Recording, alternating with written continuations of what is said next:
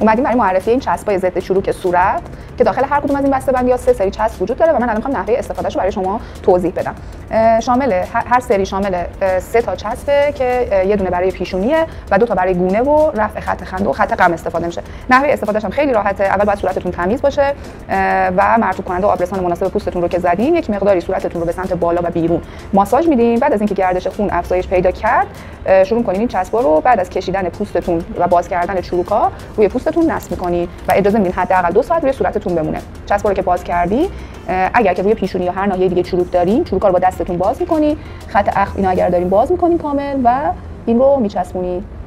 این برای قسمت پیشونی که اجازه میدین حداقل 2 ساعت این چسب روی صورتتون بمونه. کامل با دست میکشین که همه قسمت‌ها کامل روی صورتتون چسبیده باشه. میریم سراغ پارت بعدی که برای خط خنده و خط غم و لیفت گونه هستش. این قسمت رو کامل باید گونه رو به سمت بالا بکشین و بعد چسبش رو بزنین.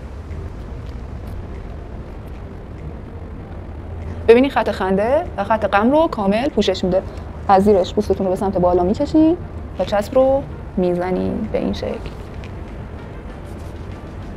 و با دست چسب رو صاف میکنین.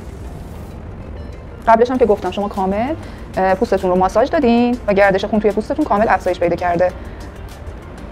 این چسبا پوست رو به حالت کشیده نگه میداره. حداقل 2 ساعت روی صورت میمونه که کامل کارکرد خودش رو نشون بده. بعد از اولین استفاده هم شما اثرگذاریش روی پوستتون میتونید ببینید.